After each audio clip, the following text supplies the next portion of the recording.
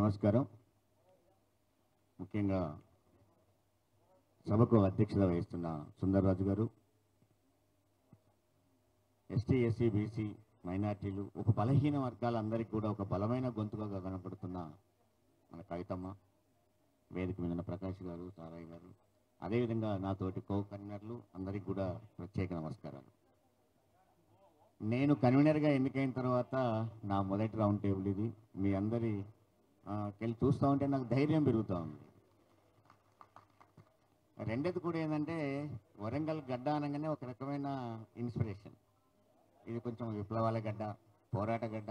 అన్నిటికంటే నేను ఇక్కడ ఒక 9 సంవత్సరాలు బతికిన గడ్డ. నేను ఇక్కడే ఉన్నాను 9 సంవత్సరాలు. కాబట్టి నాకు వరంగల్ అంటే నా సొంత ఊరి కిందనే లెక్క. హన్మకొండ అంటే హన్మకొండలోనే నేను తిరిగాను. జనరల్గా అతి చిన్న వయసు నుంచి కూడా నేను చాలా ఆపరేషన్స్ గురయ్యాను.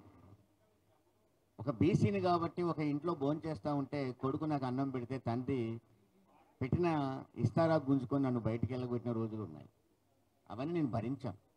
ఆ కసి ఎక్కడో నాలో మెదులుతూ ఉన్నది. ఈ బలహీన వర్గాలమైన మీ అందరం కలిసి మా హక్కులు మేము సాధించుకోవడానికి ఒక మార్గం, ఒక రోజు వస్తుందని చూస్తూ ఉంటే ఖచ్చితంగా వచ్చింది. అది యునైటెడ్ పూలే ఫ్రంట్ ద్వారా, అది జాగృతి ద్వారా. ఈ రెండే కాదు, ఇంకా ఏ సంస్థ అయినా మేము కలిసి పోరాడతామంటే దాన్ని కూడా కలిసి మనం అందరం కలిసి పోరాటాలు చేద్దాం. బీసీ అనగానే ఒక బ్యాక్వర్డ్, వెనకబడ్డ కమ్యూనిటీ అనుకుంటున్నారు. కాదు, సమాజానికి వెన్నుపూస కమ్యూనిటీ ఇది. ఇది బ్యాక్వర్డ్ కమ్యూనిటీ కాదు, ఇది బలమైన కమ్యూనిటీ అనేదాన్ని మన మనసులో ఉంచుకోవాలి.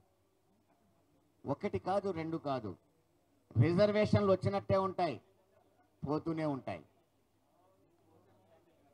ఒక పొలంలో కనుక ఒక పైప్ వేస్తే నీళ్ళు వచ్చినట్టే ఉంటాయి, కింది పైకి రంధ్రాలు పెడితే నీళ్ళన్నీ మళ్ళీ అందులోకే పోతూ ఉంటాయి. మన చేతికి చిక్కవు ఏ రిజర్వేషన్లు కూడా.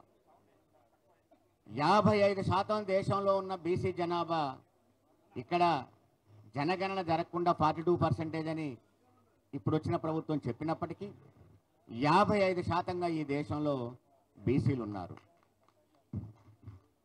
ఈ బీసీలు అంటే సగానికి పైగా సమాజాన్ని మోస్తున్న ఈ బీసీలు, నాగరికతకు అద్దం పడుతున్న బీసీలు. నీ నెత్తెంత చింపురుగా ఉందంటే కటింగ్ చేసుకోపోరాదు అంటే అక్కడ ఉండేది నా బీసీ. నీ బట్టలన్నీ మాసిపోయినారంటే ఉతుక్కొని రాపోరాదు, అక్కడ లాండ్రీకి వేయరాదు అంటే అక్కడ ఉన్నది కూడా నా బీసీయే. కానీ బీసీ హక్కుల కోసం నా హక్కులు సాధించకపోతే అదే బండకేసి నేను ఉతుకుతానే నా రజకుడు వచ్చినాడు. నిజంగా బీసీల పట్టు మొదలవుతుంది, బీసీల పోరు మొదలవుతుంది. కత్తెర పట్టుకొని కత్తిరిస్తా జాగ్రత్త అని ఆకాశం అంచుల దాకా ఎదిగే గౌడన్న కత్తి పట్టుకొని అక్కడి నుంచి ఆకాశం అంచున వర్షపు నీళ్ళలాగా కళ్ళుని గీస్తూ ఉంటాడు. ఆ ధైర్యం ఆడికి పోతూ ఉంటుంది. కానీ హక్కుల కాడికి వచ్చేసరికి మన ధైర్యాన్ని ఇంకింత రాబట్టుకోవాల్సి ఉంటుంది. ప్రతి కులం కూడా నాగరికతని నేర్పేది తప్ప నాగరికతను నేర్చుకోవాల్సిన అవసరం ఉన్న కులాలు కావు బీసీ కులాలంటే. ఈ సమాజాన్ని తీర్చిదిద్దుతూ ఉన్నాం, ఈ సమాజాన్ని అందంగా దిద్దుతూ ఉన్నాం, కానీ మనం అందంగా దిద్దుకోలేకపోతున్నాం. ఇప్పటిదాకా అందరి కోసం పోరాడాం, కానీ ఇప్పుడు మాత్రం మన కోసం మనం పోరాడదాం అనే విషయాన్ని మాత్రం మీరు కొంచెం దృష్టిలో పెట్టుకోవాల్సిన అవసరం ఉన్నది. ఇది మన కోసం మనం తొలిసారి పోరాడుకుంటా ఉన్నాం, ఖచ్చితంగా పోరాడదాం. రెండో విషయం కూడా ఏంటి, రాజకీయంగా, సామాజికంగా, ఆర్థికంగా కూడా మనం బలపడాల్సిన అవసరం ఉంటుంది. ఆర్థికంగా బలపడడం కోసం మన వృత్తుల్లో నుంచి టెక్నాలజీని, చదువు ద్వారా ఉద్యోగాల్ని, ఇదే యూపీఎస్సీ, ఐఏఎస్, ఐపీఎస్ ఉద్యోగాల దాకా సంపాదించుకునే దాకా మనం పోరాటం చేయాల్సి ఉంది. మనకు ఆ సత్తా ఉంది, కానీ అవకాశాలు రావాలి. మనకు ఆ సత్తా ఉంది, మనకు అవకాశం దొరకాలి. దానికోసం అనేది మనం మన హక్కుల కోసం పోరాటం కోసం దీన్ని బీసీ హక్కుల పోరాట సాధన కమిటీగా దీన్ని పెట్టుకొని ఒక పూలే ఫ్రంట్ పెట్టాము.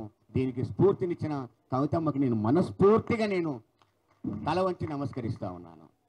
ఎవరైనా సరే ఉద్యమాలలో మీరు కష్టపడుతున్నారు, అయ్యో అని చెప్పి దారిన పడిపోయాను, చేయి పట్టి లేకపోతే సంతోషంగా లేస్తాం తప్ప నువ్వెవరమ్మా అని అడగం. మనం అమ్మ నీ దండం పెడతా అంటాం. మనం అలాంటిది మీకు మేము ఉన్నామని ఎవరు సపోర్ట్ చేయడానికి వచ్చినా వాళ్ళందరూ సపోర్ట్ తీసుకోవడానికి సిద్ధంగా ఉన్నాం. మేము పోరాడతాం, మా పోరాటానికి మీరు కూడా మద్దతు ఇవ్వండి అని చెప్తా ఉన్నాం. అందుకనే మొదటిసారిగా మనకు దేవుడు లాంటి వాడు, మన గుండెల్లో పెట్టుకునేవాడు జ్యోతిరావు పూలే, ఆయన విగ్రహాన్ని అసెంబ్లీ ఆవరణలో పెట్టాలని మొదటి పిలుపుని మనం ఇస్తూ ఉన్నాం. కానీ ఈ పిలిపి ఇవ్వగానే కొంతమందికి భయం అయ్యో లేకపోతే ఏంటో తెలియదు, కానీ కొంతమంది అదిరిపడతా ఉన్నారు. ఏంటి పూలే విగ్రహాన్ని అక్కడ ఎందుకు పెట్టాలి అని. అంటే పూలే అంటే కోపమా, బీసీలు అంటే కోపమా, పోనీ మేమంటే కోపమా, ఎవరంటే కోపం? ఒక విగ్రహాన్ని నువ్వు అక్కడ పెట్టడానికి నువ్వు ఎందుకు ఇంత చేస్తున్నావు అంటే ఒక పూలే అంటే వాళ్ళల్లో ఒక వైబ్రేషన్, ఒక రకమైన భయం పుడుతూ ఉంది వాళ్ళకు. కానీ అది మనకు జీవితం, మనకు దేవుడు. అలాంటి పూలే విగ్రహాన్ని పెట్టిందాక ఖచ్చితంగా పోరాటం చేస్తాం. ఏ రూపాలో ధర్నాలు వస్తే ఆ రూపంలో చేస్తాము. ఏప్రిల్ 11వ తారీఖు నాడు ఆయన జయంతి నాటి కనుక విగ్రహం అక్కడికి పెట్టకపోతే ఈ ప్రభుత్వం యొక్క అంతు చూడాల్సిన బాధ్యత మన అందరి మీద ఉన్నదని మీ దృష్టికి నేను తీసుకొస్తా ఉన్నాను. అందుకనే ఈ నెల 12వ తారీఖు నాడు ఇందిరా పార్క్ దగ్గర ఓ పెద్ద మహా ధర్నా జరగబోతూ ఉన్నాం. మీరందరూ కూడా ఆ ధర్నాలో పార్టీలకు అతీతంగా బీసీలకు మద్దతు ఇచ్చేవాళ్ళు అందరితోని, మేధావులు అందరితోని కూడా పెద్ద ఎత్తున కదిలి మనం ఇందిరా పార్క్ దగ్గర ధర్నా చేసి మనం జ్యోతిరావు పూలే విగ్రహాన్ని అసెంబ్లీలో పెట్టి చేసుకోవాల్సిన అవసరం ఉన్నది.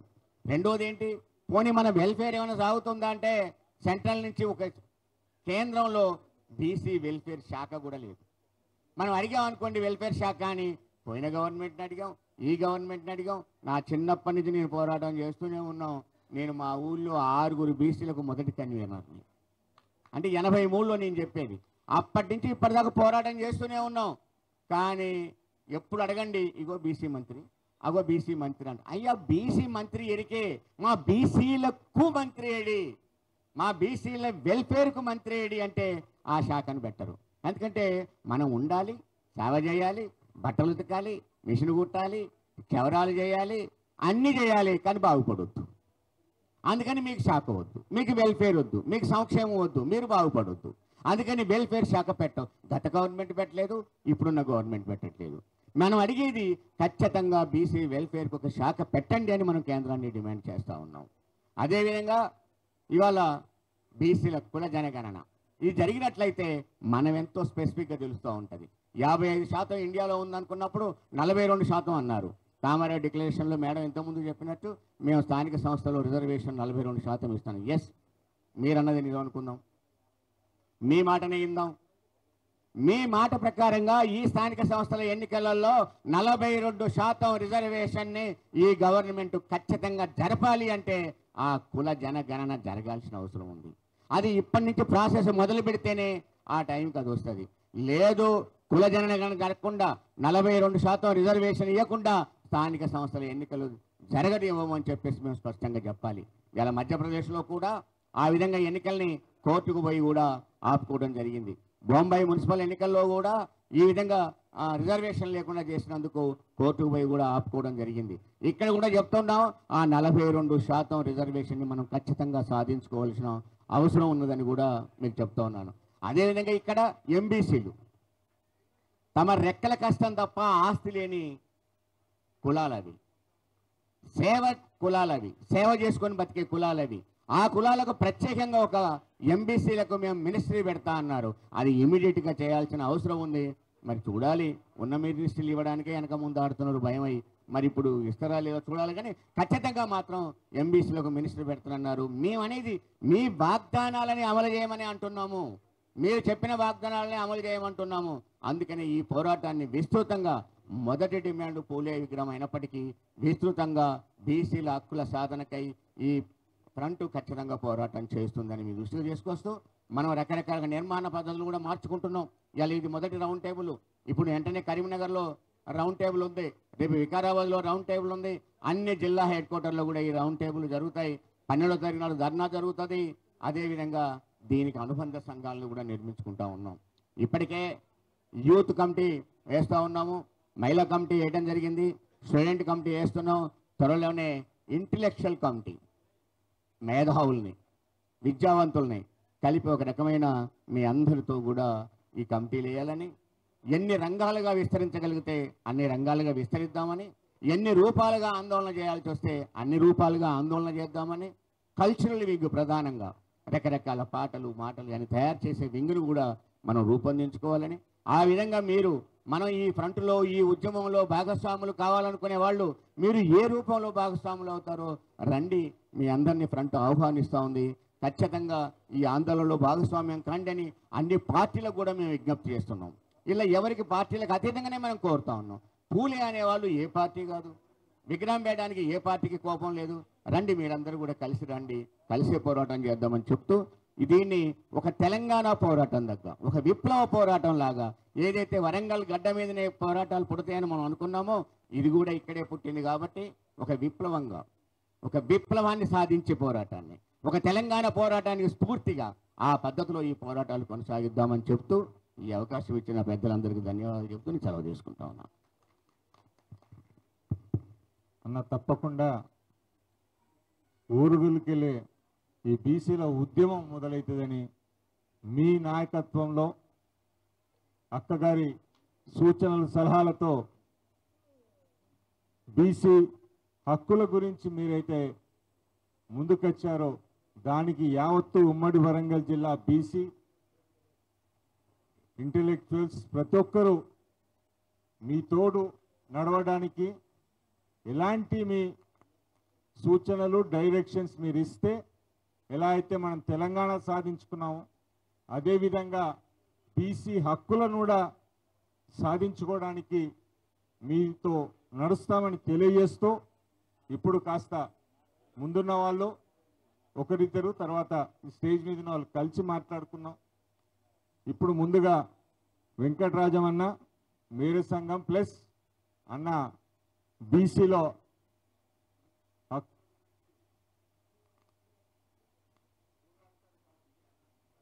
కూర్చున్నా వెంకటరాజు కాబట్టి ఒక ఈ టాపిక్ మీద మీ సలహాలు సూచనలు ఒక 2 నిమిషాలు ఇవ్వగలిగితే బాగుంటుంది. సభకు నమస్కారం అని చెప్పండి అన్న, ఎందుకంటే అందరి పేర్లు పంపిస్తే దాంట్లో నిమిషం 2 నిమిషాలు వస్తుంది కాబట్టి అందరం మన వాళ్ళేం కాబట్టి దృష్టిలో పెట్టుకొని మాట్లాడాల్సిన కూర్చున్నాను. సభకి నమస్కారం, పెద్దలకి మీడియా మిత్రులందరికీ కూడా పేరు పేరున నమస్కారం. ఈ అవకాశం ఇచ్చిన సుందరన్నకి ప్రత్యేక ధన్యవాదాలు. మనం ఈరోజు జ్యోతిరావు పూలే గారి గురించి ఒక మాట చెప్పుకోవాలి. ఈ భారతదేశంలో ఒక మహాత్ముడు, ఒక జాతిపిత ఎవరైనా ఉన్నారు అంటే అతను జ్యోతిరావు పూలే అని చెప్పేసి గర్వంగా చెప్పుకోవాలి మనం.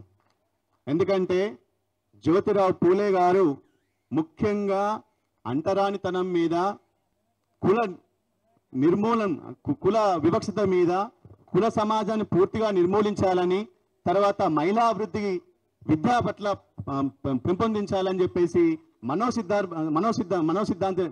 మనోశర్మ సిద్ధాంతానికి వ్యతిరేకంగా, పూజారి విధానానికి వ్యతిరేకంగా, బ్రాహ్మణ సమాజానికి వ్యతిరేకంగా పోరాటం చేసిండు.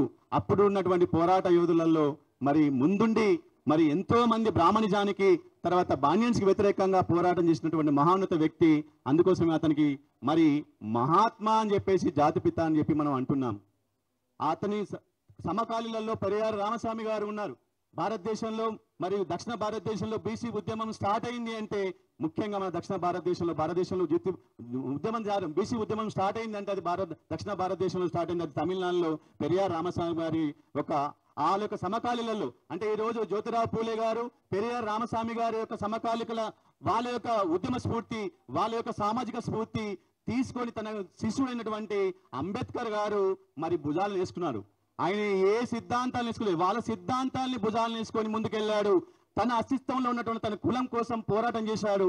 1929, 30లో తన కులాన్ని జనగణన చేయాలి అని చెప్పేసి, వాస్తవానికి మన బీసీ తర్వాత ఎస్సీ ఎస్టీ అన్ని కులాలు జనగణన చేయమని చెప్పేసి, ఆయన కుల జనగణన చేయమని చెప్పేసి పోరాటం చేసింది. కానీ అప్పుడున్నటువంటి కాంగ్రెస్ గవర్నమెంట్ కావచ్చు, చాలాటువంటి బ్రాహ్మణిజం కావచ్చు, ఆయన మీదనే తన కులం వాళ్ళని రెచ్చగొట్టే విధంగా చేయడం వల్ల తన కుల అస్తిత్వాన్ని కోసం పోరాటం చేసి ఆ రోజు 1931లో తన ఎస్సీ ఎస్టీ తర్వాత మైనార్టీ కుల జననం చేయడం వల్ల మరి భారత రాజ్యాంగంలో వాళ్ళకు రిజర్వేషన్ కల్పించుకుంటూ పోవడం వల్ల ఇవాళ మిత్రులు ఎంపీలయ్యారు, సంపదలో రిజర్వేషన్ చేయారు, ఉద్యోగంలో రిజర్వేషన్ సంపాదించారు, అన్ని రంగాల్లో వాళ్ళ ముందున్నారు. కానీ మన బీసీ కోసం పోరాటం చేసే వాళ్ళు 1931 నుంచి మన కోసం తన సిద్ధాంతాన్ని పూలే సిద్ధాంతాలను భుజాల మీద వేసుకొని తిరిగే వాళ్ళు లేకపోవడం వల్ల ఇవాళ మనకు రిజర్వేషన్, సంపద మీద రిజర్వేషన్ లేకుండా పోయింది. తర్వాత రాజకీయంగా కూడా లేకుండా పోయింది. కాబట్టి మనం ఎప్పటికీ ఇట్లా కొట్టుకు సత్తునే ఉన్నాం. దయచేసి మిత్రులారా, మనకు ఒకటే ఒక ఎజెండా తీసుకుందాం. ఏంది ఆ ఎజెండా అంటే బీసీ జనగణన జరగాలి. ఈ బీసీ జనగణన 1950 తర్వాత పాపం బాబా అంబేద్కర్ గారే వాళ్ళ యొక్క అస్తిత్వ కులాన్ని ముందు తీసుకెళ్లాడు. పాపం బీసీల గురించి మాట్లాడలేని స్థితిలో ఆయన ఒకటి మనకు మేలు చేశాడు. భారత రాజ్యాంగంలో మరి ఆర్టికల్ 15, 16, 4, 5 నిబంధనల 243D ప్రకారం మనకు ఒక రిజర్వేషన్ మనకు పెట్టచ్చు, బీసీలకు కూడా రిజర్వేషన్ పెట్టచ్చు అని రాజ్యాంగంలో రాసి పెట్టడం వల్ల ఇవాళ మనకు పోరాటం చేసుకోవడానికి ఆయనత మేలు ఉన్నది అన్నకి మనకు ఒక అవకాశం ఉందని చెప్పేసి మనం ఈ సందర్భంగా చెబుతున్నాను.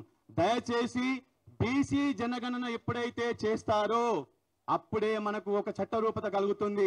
ఇక్కడ ఉన్నటువంటి కుల సంఘ నాయకులు, పెద్దలు, ఉద్యమకారులు అందరూ, మీడియా మిత్రులు అందరూ ఉన్నారు. మనం ఒకటే ఒక ఎజెండా తీసుకోవాలి. బీసీ జనగణన ఫస్ట్ ముందుగా చేయండి. 1986 ఎన్టీ రామారావు గారు 46% రిజర్వేషన్, బీసీ రిజర్వేషన్ అన్నాడు. ఆయన తెలుసు ఇది చట్టం దృష్టిలో ఇది వేగిపోతుందని తెలుసు. కానీ బీసీలకు మంత్రి పదవులు ఇచ్చాడు, బీసీల కోసం పోరాటం చేస్తున్నానని చెప్పారు. కమ్మకాపు వాళ్ళని రాజాధికారులను తీసుకొచ్చారు. 46% రిజర్వేషన్ పెడితే ఆ రోజు ప్రతిభ అని చెప్పేసి అందరు అగ్రకులాల వాళ్ళు రోడ్డు మీదకి వచ్చి ధర్నాలు చేశారు. మరి తీరా కోర్టుకు వెళ్తే, బాబు మీ దగ్గర ప్రూఫ్ ఏది చెప్పండి, 46% రిజర్వేషన్ ఎన్టీ రామారావు గారు ఇచ్చారు కదా, 46% రిజర్వేషన్ ఇవ్వాలంటే మీకు ప్రూఫ్ చూపించండి అంటే మన బీసీ జనగణన లేదు కాబట్టి కోర్టులో వీగిపోయింది. మొన్న కర్ణాటకలో ప్రభుత్వంలో కూడా 50% స్థానిక సంస్థల రిజర్వేషన్ 50% తీసుకొచ్చారు. అక్కడ కూడా సుప్రీంకోర్టు దాకా పోయారు. బాబు నీకు ప్రూఫ్ ఏది అంటే మన దగ్గర బీసీ జనగణన లేదు కాబట్టి అక్కడ కూడా కొట్టుడు పోయింది. ఇట్లా వివిధ రాష్ట్రాలలో వాళ్ళ యొక్క ఉనికి కోసం మరి రిజర్వేషన్ తీసుకొస్తున్నారు. కానీ మనకు బీసీ జనగణన ప్రూఫ్ లేదు కాబట్టే ఇవాళ మనకు చట్టసభల్లో కానీ, సంపద రిజర్వేషన్లో కానీ, మరి ఇటువంటి విషయాలలో మనకు రిజర్వేషన్ లేకుండా పోతుంది. ఈ మధ్య కాలంలో మరి అక్క చెప్తున్న దానిలో నేను చెప్తా కావచ్చు అనుకున్నాను. వాస్తవానికి తృణమూల్ కాంగ్రెస్ ఒక ఎంపీ మరి పార్లమెంటులో క్వశ్చన్ చేశాడు. పశ్చిమ బెంగాల్ ఎన్నికలు జరుగుతున్నప్పుడు, అయ్యా ముఖ్యమైనటువంటి సెక్రటరీ పోస్టులలో మా బీసీలు ఎంతమంది ఉన్నారో చెప్పండి అని చెప్పి ఒక క్వశ్చన్ వేస్తే ఆశ్చర్యకరమైన విషయాలు వచ్చాయి.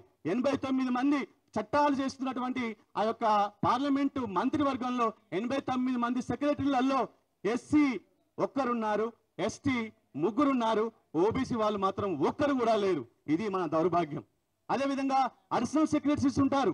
అడిషనల్ సెక్రటరీస్ దాదాపు 99 మంది ఉంటారు. ఆ అడిషనల్ సెక్రటరీలలో మనమన్నా ఓబీసీలు ఉంటారా అంటే అక్కడ కూడా ఎస్సీలు 5 ఉన్నారు, ఎస్టీలు 6 ఉన్నారు, ఓబీసీలు ఒక్కరు కూడా లేరు.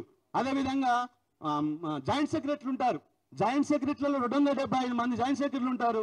275 మంది జాయింట్ సెక్రటరీలలో మన బీసీ వాళ్ళు కేవలం 19 మంది మాత్రం ఉన్నారు. జాయింట్ సెక్రటరీలు ఏం చేస్తారంటే ఫైల్ మోస్తారు. ఫైల్ మోసే దానిలో కూడా మనం అక్కడ రాని పరిస్థితిలో ఉన్నాం. దీని అంతటికి కారణం ఏంటి అంటే మన బీసీ జనగణన లేకపోవడం. 42% అని మీ అయ్యే సొమ్మ ఏమన్నా 42% ఎట్టిస్తారా నాకు అర్థం కాదు. మనం 42% ఉన్నాం. మనం 42% ఉన్నానికి ఎవరు చెప్పింది నీకు?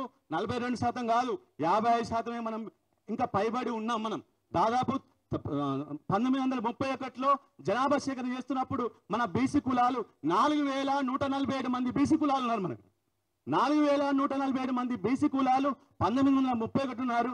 తర్వాత ఈ ఎమర్జెన్సీ తర్వాత మన కులాలను వచ్చేసి 2647 మంది అని చెప్పడం జరిగింది. కానీ తప్పు. వాస్తవానికి మనకు ఉపకులాలు ఉన్నాయి. 4147 మంది కులాలలో ఉపకులాలు 45 లక్షల మంది ఉన్నారు. ఉపకులాలు ప్రతి కులంలో ఉపకులం ఉంటుంది. పద్మశాలలో ఉపకులం ఉంటుంది, విశ్వబ్రాహ్మణంలో ఉపకులం ఉంటుంది. 45 లక్షల కులాలు ఉన్నాయి. సంచార జాతులు ఉన్నాయి. పాపం వాళ్ళకి ఆధార్ కార్డు ఉండదు, వాళ్ళకు ఏది ఓటర్ కార్డు ఉండదు, వాళ్ళకి కులాలు లేకపోతే పరిస్థితి లేదు. మన అసలు కుల జనన చేయడానికి మీకు అభ్యంతరం ఏందని చెప్తున్నాం.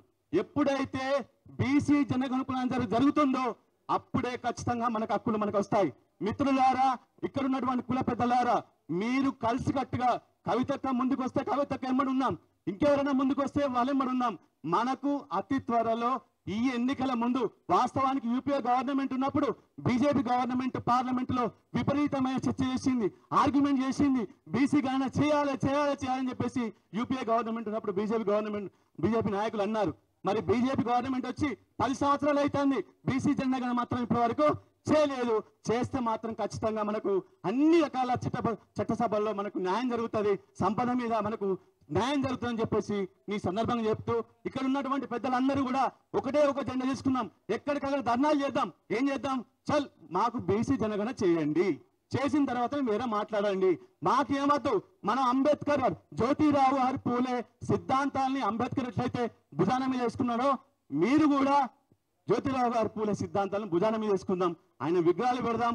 చట్టాలు జనగణన బీసీ జనగణన అయిన తర్వాత ఆయన విగ్రహాలు కాదు, మనం పోరాటం ఉండి మనమే కట్టుకుందాం. జ్యోతిరావు పూలే సెక్రటరీ కట్టుకుందాం, జ్యోతిరావు పూలే అసెంబ్లీని పేరు పెట్టుకోవడానికి ఆస్కారం ఉంటుంది. దయచేసి మీరు ఒకటే ఒక ఎజెండా మీద పోవాలి, అది బీసీ జనగణన మీద పోవాలని చెప్పేసి నేను మనస్ఫూర్తిగా కోరుకుంటూ, జై బీసీ, జై జై బీసీ. థ్యాంక్ యూ వెంకటరాజు అన్న, చాలా చక్కగా చెప్పడం జరిగింది. ఇప్పుడు వేదికపై ఉన్న రాజారాం యాదవ్ గారిని మాట్లాడవచ్చున కూర్చు.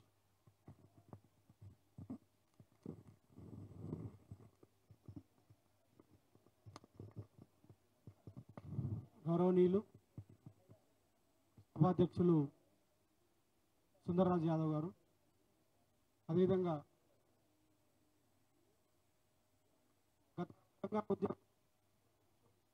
తెలంగాణ ఉద్యమంలో భాగస్వామవుతూనే తెలంగాణ సాంస్కృతిక ఉద్యమాన్ని, మన తెలంగాణ సంస్కృతిని ప్రపంచానికి చాటినటువంటి ఉద్యమకారురాలు ఎమ్మెల్సీ గారు, జాగృతి వ్యవస్థాపక అధ్యక్షురాలు గారు కవితక్క గారికి, అదేవిధంగా మా సారన్నకి, ప్రకాశన్నకి, అందరికీ పేరు పేరున నా ఉద్యమాభివందనాలు. ఇందాక అన్న వెంకటరాజమన్న మాట్లాడుతున్న సందర్భం, అక్క మాట్లాడుతున్న సందర్భంలో బలహీన వర్గాలకి ఉద్యోగాల రంగాల్లో ముఖ్యంగా ఏది దేశాన్ని పాలించే అత్యున్నతమైనటువంటి పోస్టులు, ఐఏఎస్ ఐపీఎస్ లాంటి పోస్టులు ఎట్లా అన్యాయం జరుగుతున్న విషయం చెప్పడం ద్వారా మనకు ఎంత అన్యాయం జరుగుతుంది దేశంలో అనేది మనకు అర్థమవుతుంది. ఒకటే మాట నేను ఒక 2-3 నిమిషాలు మాట్లాడుతాను, మిగతా పెద్దలు మాట్లాడుతుంది. బలహీన వర్గాలకు సంబంధించినటువంటి అన్యాయం స్వతంత్రం వచ్చినప్పటి నుంచి చాలైంది. వీళ్ళకు జరగాల్సినటువంటి నష్టము ఆరంభము రాజ్యాంగ రచన సందర్భంలో జరిగింది. బాబాసాహెబ్ అంబేద్కర్ గారు రాజ్యాంగ రచన సందర్భంలో ఆ రోజున్నటువంటి నెహ్రూ గారితో కానీ గాంధీ లాంటి వాళ్ళతోటి నెగోసియేషన్ చేసి, లిబరల్స్ ఉన్నారు కాబట్టి దళితులకి, ఎస్సీ ఎస్టీలకి విద్యా ఉద్యోగ రంగాల్లో అట్లాగే రాజకీయ రంగాల్లో రిజర్వేషన్ తీసుకురావడం జరిగింది. కానీ బలహీన వర్గాలకి రిజర్వేషన్లు రాజ్యాంగంలో పొందపరచడం లేదు. ఆ సందర్భంలో రాజ్యాంగంలో బలహీన వర్గాలకి రిజర్వేషన్లు పొందుపరచలేదు కాబట్టి దాని ద్వారా తీవ్ర అన్యాయం ఇప్పటివరకు కొనసాగుతున్నది. ఆ రోజు మద్రాస్ ప్రెసిడెన్సీలో, బాంబే ప్రెసిడెన్సీలో కూడా బలహీన వర్గాలకు రిజర్వేషన్ ఉండేవి. మరి మద్రాస్ ప్రెసిడెన్సీలో ఉన్నటువంటి తమిళనాడు ప్రాంతము, మన ఆంధ్ర ప్రాంతంలో కూడా రిజర్వేషన్లు ఉండేవి. నాన్ బ్రాహ్మణ్స్కి రిజర్వేషన్స్ ఉన్నాయి. అట్లాంటి సందర్భంలో మొట్టమొదటి ఈ దేశంలో బలహీన వర్గాలకు రిజర్వేషన్స్ కావాల్సిందే. బలహీన వర్గాలకు రిజర్వేషన్ ఇవ్వకపోతే ఈ రాజ్యాంగాన్ని చించేస్తామని చెప్పేసి ఒక మహాయోధుడు, బలహీన వర్గాలకు సంబంధించిన నాయకుడు పెరియార్ రామస్వామి నాయక్ గారు ఉద్యమం చేయడం జరిగింది. మొత్తం తమిళనాడు ప్రాంతంలో, మద్రాసు ప్రాంతంలో పెద్ద ఎత్తున ఆ రోజు జస్టిస్ పార్టీ, పెరియార్ రామస్వామి నాయక్ గారు ఇద్దరు కూడా పెద్ద ఎత్తున ఉద్యమం చేయడం జరిగింది. చివరికి రాజ్యాంగాన్ని కూడా మీ దేశంలో ఉన్న మాకు బలహీన వర్గాలకి, బీసీలకి మాకు సపరేట్ ద్రవిడ రాజ్యం కావాలనే స్థాయికి పోయింది. అప్పుడు నెహ్రూ గారు మరి ఆ రోజు హోంశాఖ కార్యదర్శి ఉన్నటువంటి మీనన్ను పంపడం జరిగింది మద్రాస్కి. ఏం జరుగుతుంది దేశంలో? మొన్నే స్వతంత్రం వచ్చింది, రాజ్యాంగం రాసుకున్నాము, మరి బలహీన వర్గాల సమస్య ఏందో, మద్రాసులో సమస్య ఏందో అని పంపిస్తే వారు చెప్పడం జరిగింది, బలహీన వర్గాలకి రాజ్యాంగంలో మనం రిజర్వేషన్ ఇవ్వలేము, ఎస్సీ ఎస్టీలకు మాత్రం ఇచ్చినాము, మరి బలహీన వర్గాలకు ఇవ్వాల్సిందని చెప్పేసి వారు చెప్పడం జరిగింది నెహ్రూకి. నెహ్రూ గారు అప్పుడు న్యాయశాఖ మంత్రి ఉన్నటువంటి అంబేద్కర్ అడిగితే మనం ఖచ్చితంగా వాళ్ళకు కూడా ఇవ్వచ్చు అని చెప్పేసి ప్రొవిజన్ చేయడం జరిగింది. ఫస్ట్ ఈ దేశంలో మొట్టమొదటి రాజ్యాంగ సవరణ 1951లో జరిగింది. ఆ రాజ్యాంగ సవరణ బలహీన వర్గాలకు రిజర్వేషన్ ఇవ్వచ్చని. అక్కడ కొండేం పెట్టినట్టే బాపనల్లో రాష్ట్రాలు, ఏ రాష్ట్రాలకు ఆ రాష్ట్రాలు ఇచ్చుకోమని చెప్పడం జరిగింది. తద్వారా ఇంతకుముందు మిత్రుడు అన్న చెప్పినట్టుగా మన దగ్గర ఎన్టీ రామారావు గారు స్వర్గీయ ఎన్టీ రామారావు గారు వచ్చేంత వరకు బలహీన వర్గాలకు రిజర్వేషన్స్ లేవు. చాలా రాష్ట్రాల్లో కమ్యూనిస్ట్ పార్టీలు అని చెప్పుకున్నటువంటి రాష్ట్రాల్లో కూడా, బెంగాల్లో కూడా నిన్నటికి మొన్నటి వరకు కూడా బలహీన వర్గాలకు రిజర్వేషన్స్ లేవు. అట్లా మొత్తం కూడా రాష్ట్రాల్లో దేశంలో మనకు రిజర్వేషన్లు లేకుండా పోయినాం. కాకా కళ్యాణ్ కమిషన్ వేసిండ్రు, తర్వాత దాన్ని పక్కన పెట్టింది కాంగ్రెస్ పార్టీ. ఏ రకంగా ఈ దేశంలో ఉన్నటువంటి జాతీయ పార్టీలను మనం ఏదైతే మనం జనరల్ పడుకుని పోతున్నామో ఆ జాతీయ పార్టీలు మనల్ని మోసం చేసినాయి. బలహీన వర్గాలకి శత్రువులు ఎవరు ఉన్నారంటే జాతీయ పార్టీలే. ఆ జాతీయ పార్టీలు నెహ్రూ మొదలుకొని ఈరోజు మోడీ వరకు మనకు మోసం చేస్తున్నటువంటి వ్యక్తులు బలహీన వర్గాలను ఒక శత్రువులుగా చూసి, బలహీన వర్గాలు సవితి ప్రేమ కాదు, ఒక శత్రువులాగా మనల్ని దూరం చేసి ధ్వంసం చేసినటువంటి చరిత్ర ఈ రెండు పార్టీలకు ఉన్నది.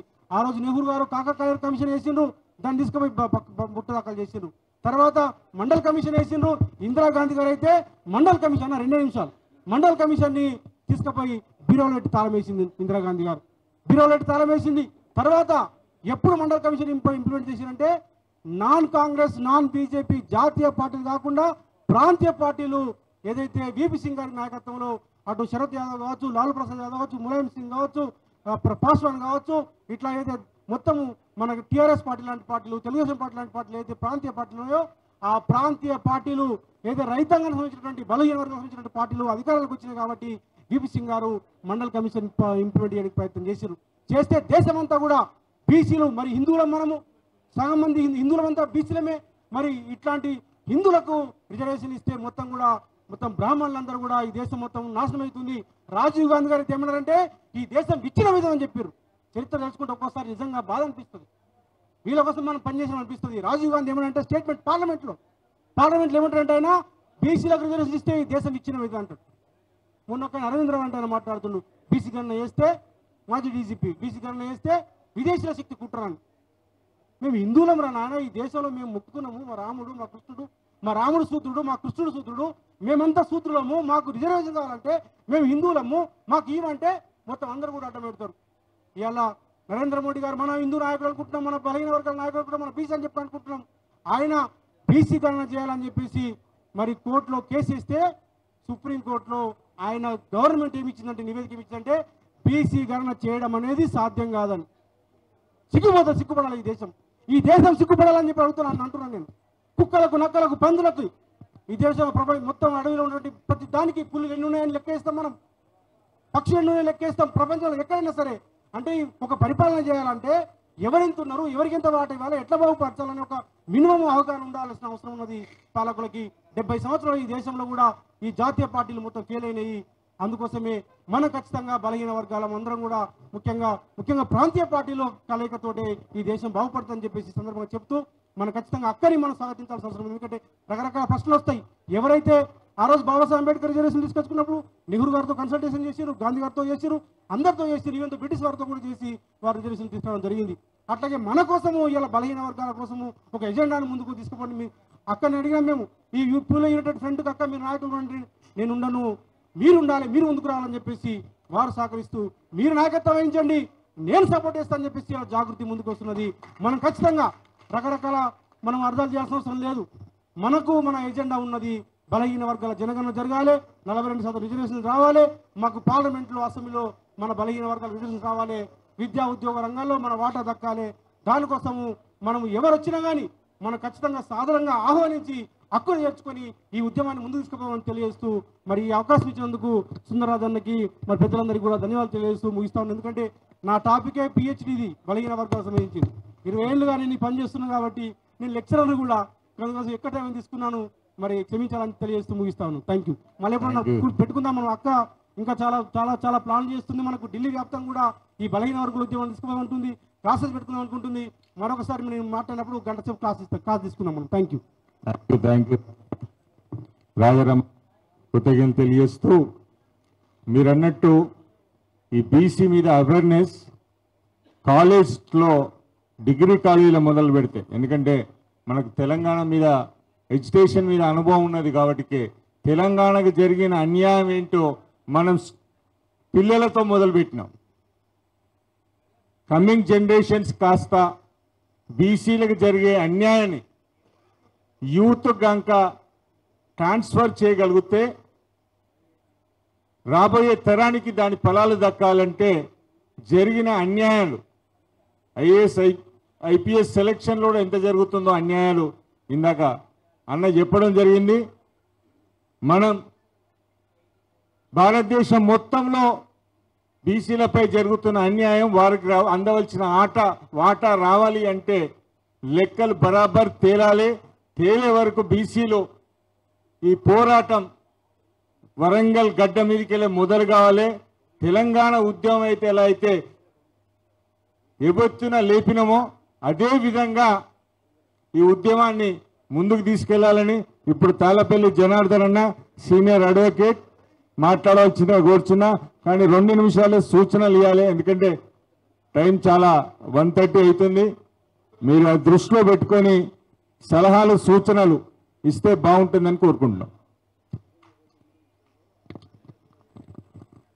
జ్యోతిరావు పూలే యునైటెడ్ ఫ్రంట్ నిర్వహిస్తున్న ఈ సమావేశానికి అధ్యక్షత వహించిన మిత్రులు సుందర్రాజు గారికి మరియు రాష్ట్ర నాయకులు చంద్రరావు గారికి, ఉద్యమాన్ని తన తల మీద ఎత్తుకున్న అక్క కవి సెంట్రల్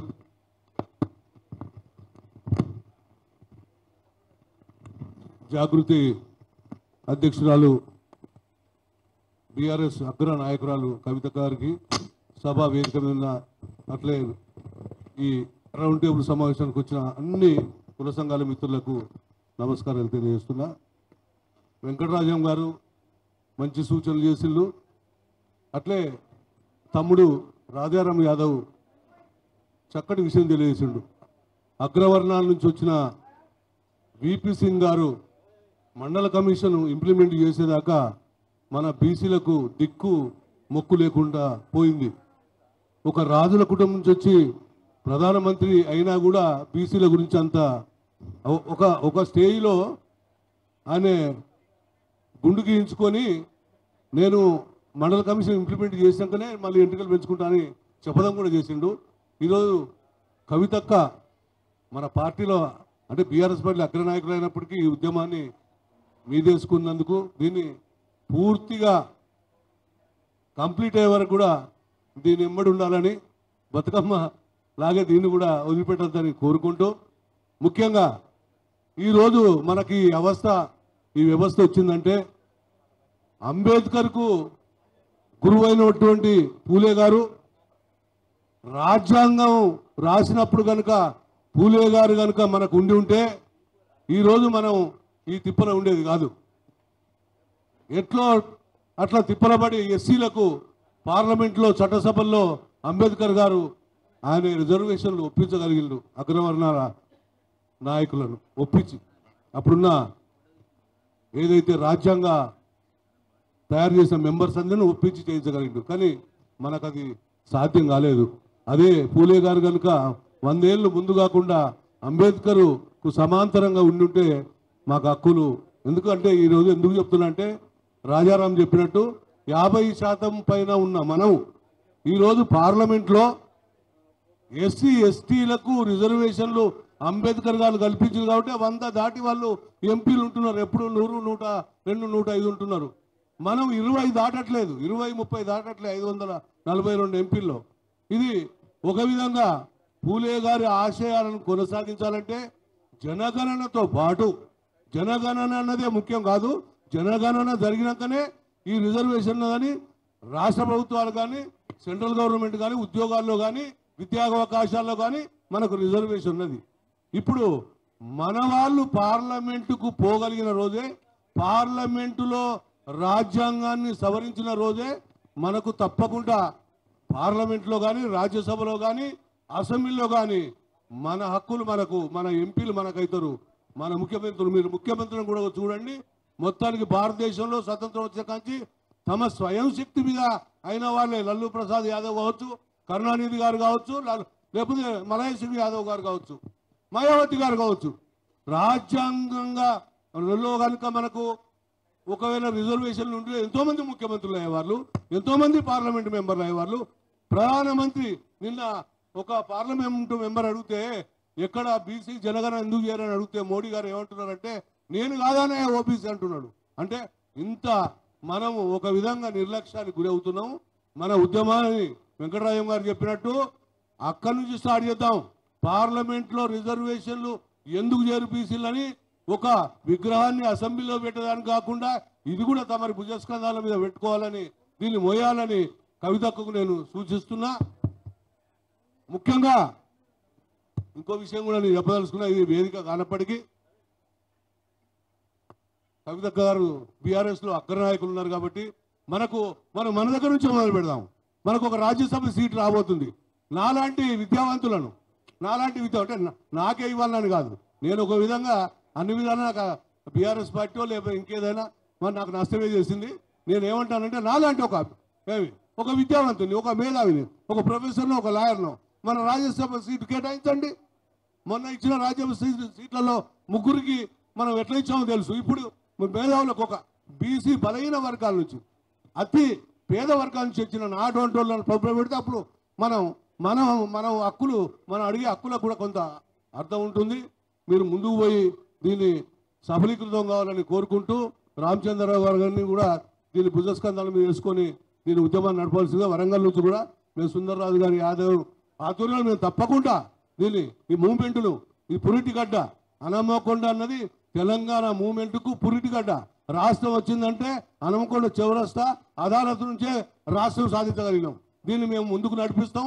మీరు దీన్ని మధ్యలో ఎక్కడది కాకుండా దీన్ని కంటిన్యూ చేయాలని కోరుకుంటూ ఈ అవకాశం ఇచ్చినందుకు ధన్యవాదాలు తెలియజేస్తున్నాను. Thank you.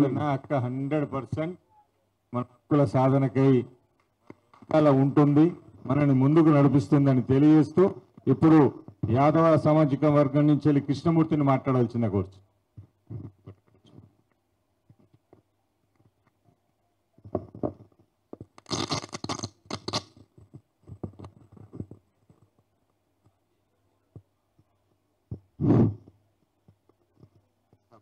అందరికీ నమస్కారం.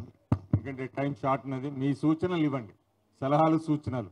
1 విగ్రహం పైన, 2 బీసీ ఐక్యత, రాబోయే చట్టసభల్లో మనకు కావాల్సిన రిజర్వేషన్ మీద. జ్యోతిరావు పూలే గురించి చెప్పాలంటే గంటల తరబడి చెప్పినా సరిపోదు. రెండవది బీసీల గురించి చెప్పాలంటే గంటల తరబడి చెప్పినా సరిపోకూడదు. కావున ప్రస్తుతానికి ఇప్పుడున్న మన దగ్గర ఉన్నదంటే 1 విగ్రహం గురించి, రెండవది మన బీసీల జనగణన గురించి మనం మాట్లాడవలసిన విషయం ఉన్నది. కాబట్టి మనం ఫస్ట్ ఏంటంటే బీసీలకు జనగణన జరగడం కొరకు ఎంత ఉద్యమానికైనా చేయడానికైనా సిద్ధంగా ఉండి మొత్తం స్టేట్ లెవెల్లో అందరం కూడా కలిసి సమానంగా పోరాడదామని, దానికి మనం అందరం అనుకూలంగా స్పందించాలని కోరుతున్నాను. మరియు అక్కడ జ్యోతిరావు పూలే విగ్రహాన్ని పెట్టడం కొరకు ఎంతటికైనా మనం అందరం కలిసి ఎక్కడైనా పోరాటం చేయడానికైనా సిద్ధంగా ఉండాలని చెప్తున్నాను. 5 నిమిషాల్లో టైం సరిపోతలేదు కాబట్టి ఎక్కువ చెప్పలేకపోతున్నాను. కాబట్టి ఎప్పుడైనా వీలైనప్పుడు జ్యోతిరావు పూలే గురించి గంటల తరబడి మాట్లాడాలనే ఆలోచన నాకున్నది. నాకు అవకాశం ఇస్తే నేను తప్పనిసరిగా జ్యోతిరావు పూలే గురించి పూర్తి అవగాహన నాకున్నది కూడా చెప్పగలుగుతానని ఏమనుకోకండి. Thank you. ఇప్పుడు బసవరాజ్ సారన్న గారిని వచ్చిన కోర్చు.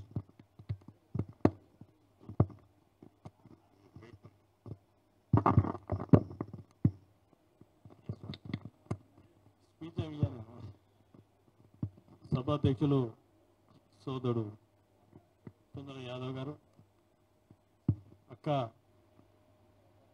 ప్రత్యేక తెలంగాణ ఉద్యమంలో జాగృతి పేరుతోటి రాష్ట్రం కాకుండా ప్రపంచవ్యాప్తంగా తెలంగాణ సంస్కృతిని తెలియజేసిన వ్యక్తి కవితక్క గారికి వరంగల్ జిల్లా ప్రజల పక్షాన స్వాగతం తెలియజేసుకుంటూ, మంచి ఉద్దేశం, ఒక మంచి నాయకుడిని కన్వీనర్ పెట్టింది.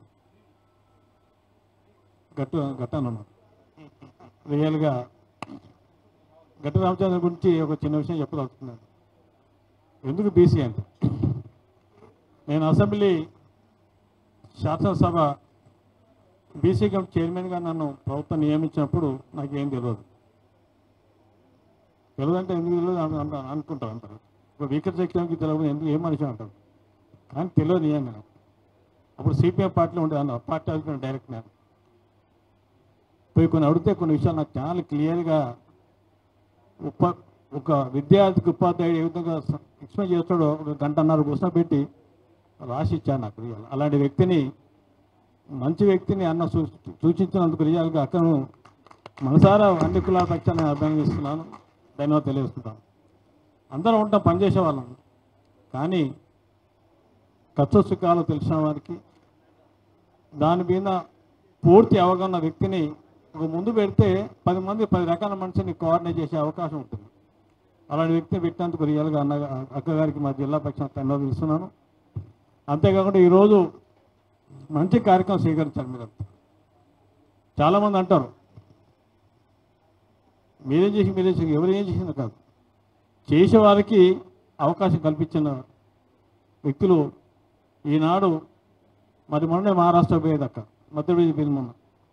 అక్కడ కూడా చైతన్యపరచాలి, ఒక మన రాష్ట్రం కాకుండా శ్రీకాంత్ చుట్టడానికి ప్రయత్నించినందుకు రియల్గా ఒక మంచి డిమాండ్స్ ఉన్నాయి. మొన్న స్వాగతం చెప్పిన ముందు వల్లనే చెప్పడం జరిగింది. రాష్ట్ర కేంద్ర ప్రభుత్వాలు బీసీ ఏపీసీలు గుణకలు చేయాలని, అందువల్ల కేంద్రంలో మంత్రివర్గం శాఖ ఏర్పాటు చేయాలని మంచి డిమాండ్తో ముందుకు అడిగేశారు. ముఖ్యంగా అలాంటి కార్యక్రమం చేసినప్పుడే రాజ్యాధికారం వస్తున్న విషయాన్ని చెప్పడం జరిగింది. ఇప్పుడే మిత్రుడు చెప్పినట్టుగా రాజ్యాంగం ప్రకారంగా ఎస్సీ ఎస్టీ ఏ విధంగా ఉందో చట్టపరంగా మన బీసీ వర్గాలకు లేదు. ఎవరైనా పోటీ చేయాలంటే జనరల్ సీట్లో పోటీ చేయాలి. జనరల్ సీట్ పోటీ చేయాలంటే మన లాంటి పోటీ చేసే అవకాశం లేదు, రాబోదు కూడా. ఎందుకంటే చాలా కారణాలు చెప్పడానికి ఇది వేదిక కాదు ఇది. అందుకు దయచేసి మనం అందరం కూడా ఐక్యంగా రాజకీయాలకు అతీతంగా దయచేసి మన ఏ కులం ఉన్నా కానీ రాజకీయ అతీతంగా మన హక్కుల కొరకు ప్రత్యేక తెలంగాణ రాష్ట్రం ఏ విధంగా పుట్టిన బిడ్డ నుంచి చావు కాటికి పోయే వ్యక్తి ఏ విధంగా పోరాటం చేసి తెలంగాణ సాధించామో, ఇది మన హక్కుల కొరకు, ఇది మన కొరకు, మన వచ్చే భవిష్యత్తు, మన జనరేషన్ కొరకు, మన జనరేషన్ మనల్ని క్షమించాం.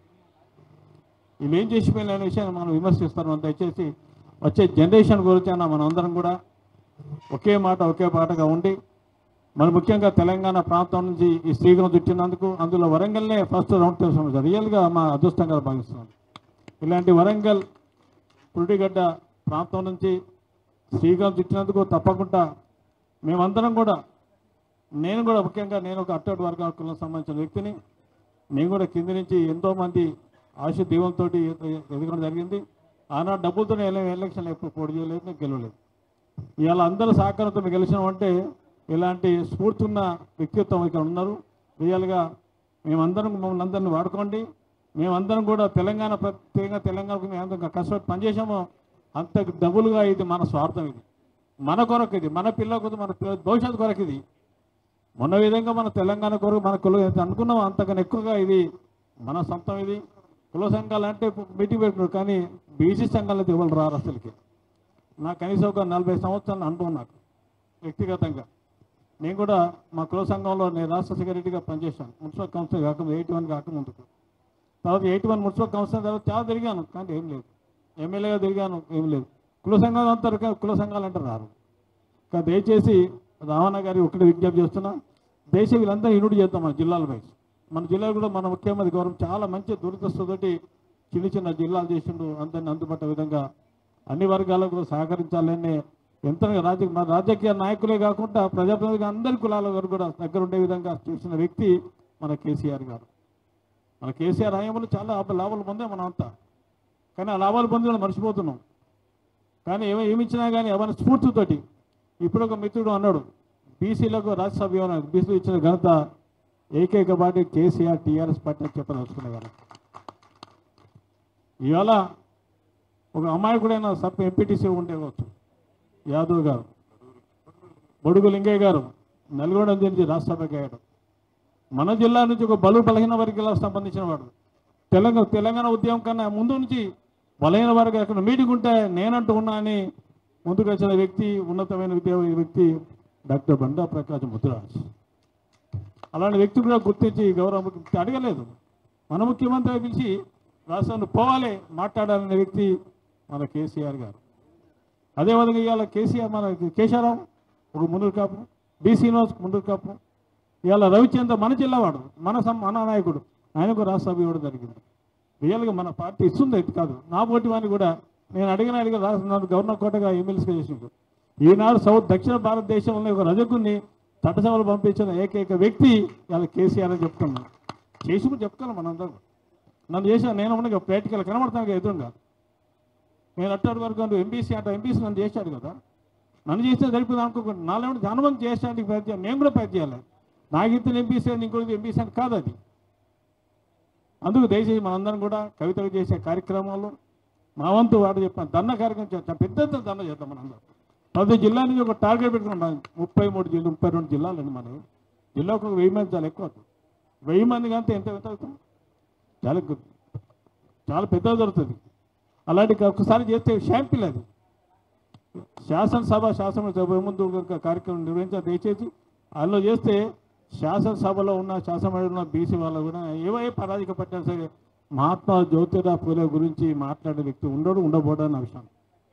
ఎందుకంటే అలాంటి మహనీయుడు పేరు చెప్పుకుంటే మనకు అదృష్టంగా భావిస్తాం.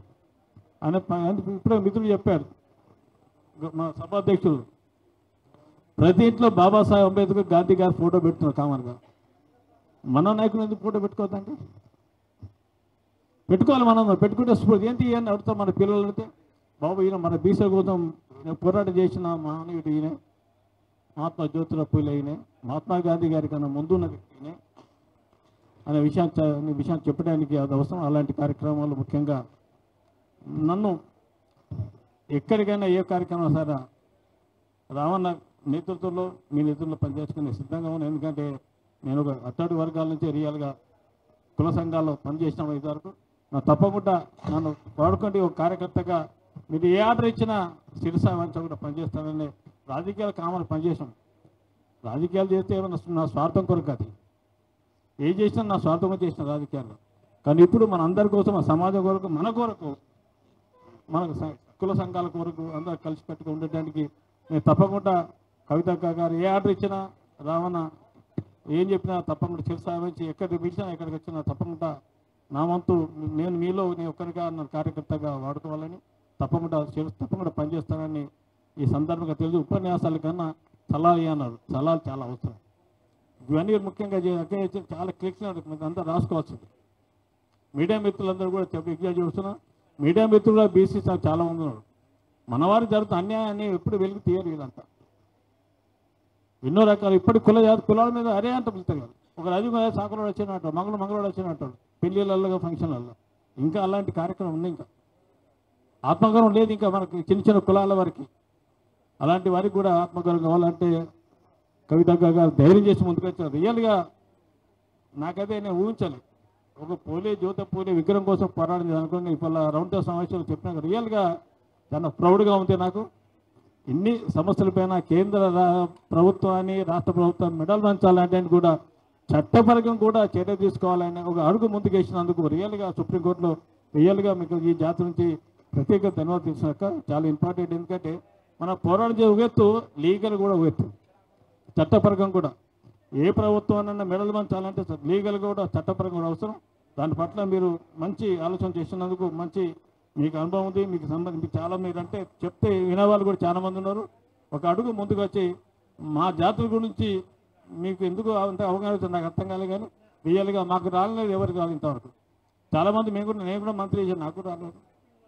అప్పుడు ములిమన్న ప్రొఫెసర్ ఉండే వరంగల్లో కాకతీయ యూనివర్సిటీలో వారు ముందుకు వచ్చినప్పుడు వారి నేతలు చాలా నేను రవీంద్ర భారతిలో చాలా కార్యక్రమాలు చేస్తూ వచ్చింది.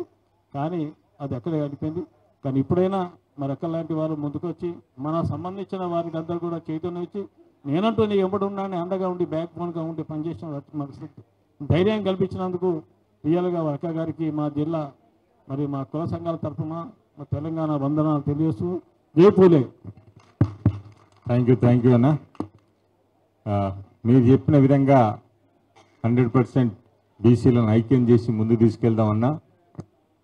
గట్టు రామచంద్రన్ గారికి చిన్న రిక్వెస్ట్ అన్న, ఇప్పటి వరకు ఎవరో లెక్కలు చేస్తారన్నది కానీ మన పూలే ఫ్రంట్ యునైటెడ్ ఫ్రంట్ కనుక ముందుకొచ్చి ప్రతి ఊర్లో మన బీసీ లెక్కలు మనమే తీసుకుందామన్నా. ఆ బాధ్యత జిల్లా వైజ్గా మండల్ వైజ్గా గ్రామ స్థాయికి కనుక మనం చేసుకుంటే మన లెక్కలు ఏందో మనకే తెలుస్తాయి, మన సత్తా ఏందో మనకు తెలుస్తుంది, మన బలగం ఏందో మనకు తెలుస్తుంది. ఈ ప్రభుత్వాల మీద అయితే నమ్మకం లేదు, కానీ కవితక్క మీద రామచంద్రన్న మీద నమ్మకం ఉన్నది. దయచేసి మీరు ఆ ప్రతిపాదనను తీసుకోవాలి. తీసుకొని ముందుకెళ్తే మాత్రం ప్రతి ఊర్లో ఎంతమంది బీసీ ఉన్నారు, బీసీలందరిని ఐక్యం చేయడానికి. అదొకటి. మొన్నటి వరకు మేము చూసినాం, రాముని అక్షంతలని చెప్పి ప్రతి ఇంటికి హిందువుల ఇంటికి పంపిళ్ళు. నేను దయచేసి రిక్వెస్ట్ చేస్తున్నా, వీలైతే ప్రతి ఇంటికి పూలే ఫోటో పంపండి అన్న. ఫోటో పంపిస్తే అట్లనన్నా జర బీసీలంటే మనం బీసీల పోయి మనకు దేవుడు లాంటి పూలే ఉన్నాడని తెలుస్తుంది. తన లిటరేచర్ పంపిద్దాం, తన పాటలు పంపిద్దాం. ఇవన్నీ మనం కాక కింది స్థాయి వరకు తీసుకోగలిగితేనే ఆ బీసీ ఫీలింగ్ అనేది పట్టుకురాగలుగుతుంది. ఉద్యమానికి అది చేదోడు వాదోడుగా ఉంటుంది. ఇప్పుడు ముదిరాజ్ రాష్ట్ర నాయకులు స్వామి గారిని మాట్లాడవలసింది మాట్లాడు.